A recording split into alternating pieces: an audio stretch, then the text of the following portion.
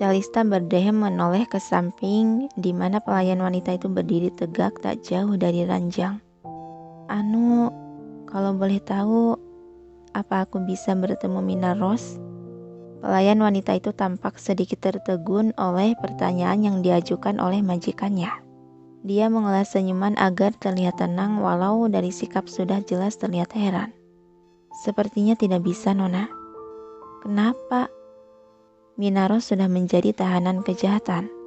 Akan sulit bagi Nona yang sebagai korban untuk bertemu dengannya. Ditambah lagi, Tuan dan Nyonya pasti tidak akan mengizinkan Anda ke sana. Mengangguk kecil, tangan Calista masih bekerja menyuapkan sup ke dalam mulut. Benar juga sih. Padahal aku akan bersaksi kalau itu bukan kesalahannya. Karena itu murni aku ingin melompat saja. Gerakan tangan Calista terhenti sejenak merasa ada yang salah dari pikirannya. Gak mungkin juga mereka akan percaya dengan kesaksianku. Mungkin mereka akan menganggapku gila jika bersaksi begitu. Gumam Calista pelan yang hanya terdengar oleh diri sendiri. Dia menghembuskan napas panjang mengeluarkan perasaan nyeri mengganjal dalam hati. Calista kembali menatap pelayan wanita itu yang masih berdiri bagai patung. Kau? Iya, Nona. Apa ada yang Nona inginkan? Kira-kira di mana aku bisa mendapatkan buku tentang ilmu pengetahuan? Nona ingin membaca buku. Kalau begitu, Anda bisa mendapatkannya di ruangan baca, Nona. Setelah makan, bantu aku ke sana. Maaf, Nona. Dengan keadaan Nona sekarang, sepertinya akan sulit untuk Anda ke ruangan baca.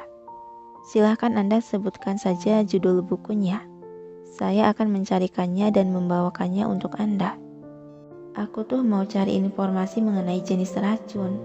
Mana mungkin aku membiarkanmu mengambilkan buku itu. Tenang saja, aku masih punya satu kaki, jadi masih bisa berjalan. Dan lagian kakiku juga bukan cedera parah ini.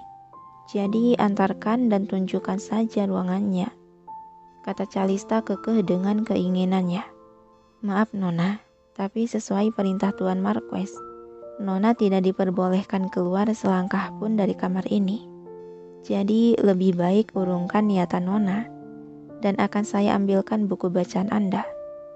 Jadi aku tidak bisa keluar dari kamar ini ya? Desah kekecewaan keluar dari mulut Calista.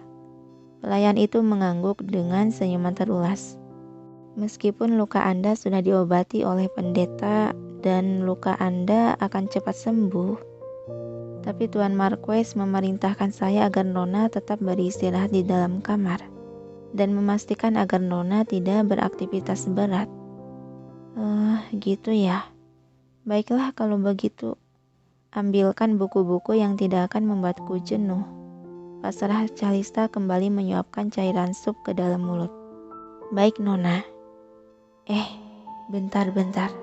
Dia bilang apa tadi? Pendeta, Tuan Marquess. Tangan Calista tiba-tiba membeku saat sendok itu telah keluar dari mulutnya. Kamu panggil Tuan apa tadi? Tanya Calista memastikan pendengarannya. Maksud Nona? Itu, tadi kau bilang pendeta, Marquess apalah itu? Ucap Calista mengambil sendok kembali menyuapkan makanan ke mulut. Memangnya sejak kapan negara kita menggunakan gelar bangsawan seperti itu? Negara kita kan bukan negara Eropa. Gumamnya di sela kunyahan, namun masih terdengar jelas oleh lawan bicaranya. Eropa. Pelayan itu tampak menatap lekat dengan tatapan aneh. Nona? Apa? Sahutan Calista acuh tak acuh mengambil gelas untuk meminum air. Sejak dulu, memang gelar bangsawan selalu ada di kerajaan ini. Dan Nona adalah salah satunya bagian dari bangsawan itu. Karena Nona adalah putri satu-satunya dari Tuan Marquess Ferdinand dan Nyonya Marchioness Ferdinand. Semburan air bercampur air liur dari mulut Calista yang terkejut mendengar penuturan pelayan itu. Dia tak menduga bahwa tubuh gadis yang dia rasuki ini adalah anak dari seorang bangsawan. Kedua mata Calista melotot terdiam kaku dengan mulut sedikit ternganga. Marquez, kalau nggak salah, Marquez itu di bawah duke kan? Itu artinya keluarga gadis ini benar-benar keluarga terhormat. Tapi jika ada gelar bangsawan seperti ini, berarti ini bukan negaraku. Lalu sekarang ini aku berada di negara mana? Nona, apa Anda baik-baik saja? Kenapa Nona sampai tersedak seperti ini? Pelayan wanita tersebut tampak panik dan segera mengambil sapu tangan mengusap sisa air di bibir Calista, membersihkan bekas muntahan. Calista masih terlihat kaget terbengong mencoba menyatukan fakta yang dilihat dengan yang dituturkan pelayannya tadi. Karena pertama kali dia terbangun di dunia asing ini hanya berpikir bahwa dunia ini hanya mimpi, jadi dia tak begitu memperhatikan orang-orang sekitar. Namun sekarang dia berbeda karena sekarang dia telah menyadari kenyataan bahwa dirinya yang merasuki tubuh orang lain. Dia mulai membuka diri untuk mengetahui kehidupan gadis si pemilik tubuh yang dirasukinya. Jika dilihat-lihat lagi, wajah mereka juga berbeda dengan orang-orang dari negaraku. Ditambah bahasa aneh yang jelas sangat asing bagiku. Oh Tuhan, Calista menjambak rambutnya merasa frustasi dengan apa yang terjadi. Bukan saja wujudku berubah, bahkan kau mengirimku ke luar negeri yang tak ku ketahui negara mana ini. Pelayan yang melihat tingkah Calista seperti itu, dia begitu panik memegang kedua tangan Calista untuk menghentikannya agar tidak menjambak rambut lagi. Nona, ada apa dengan Anda? Apa kepala Nona sakit? Apa maksudmu ini Tuhan? Teriak Calista seketika membuat pelayan itu tersentak kaget. Nona, aku mau balik. Pulangkan aku. Kembali Calista berteriak geram. Sampai beberapa saat kemudian, suasana dalam ruangan itu tampak begitu hening. Calista sudah bisa menguasai dirinya kembali dari emosi yang sempat membludak tadi. Dia masih terduduk di atas ranjang memperhatikan sekitar ruangan untuk kembali mencerna situasi akan dirinya dengan dunia baru tersebut. Sedangkan pelayan yang melayaninya tadi telah bergerak sibuk membuka jendela kamar agar ruangan yang terasa hampa itu terisi oleh udara segar. Kamu, panggil Calista yang ditunjukkan ke pelayan barunya itu. Iya Nona, apa Nona membutuhkan sesuatu?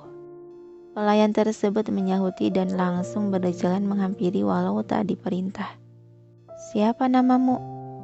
Oh, maafkan saya atas ketidaksopanan saya yang terlambat memperkenalkan diri. Wanita itu sedikit merundukkan kepala hormat. Nama saya Cassandra Resandria. Mulai hari ini saya ditugaskan untuk melayani Nona.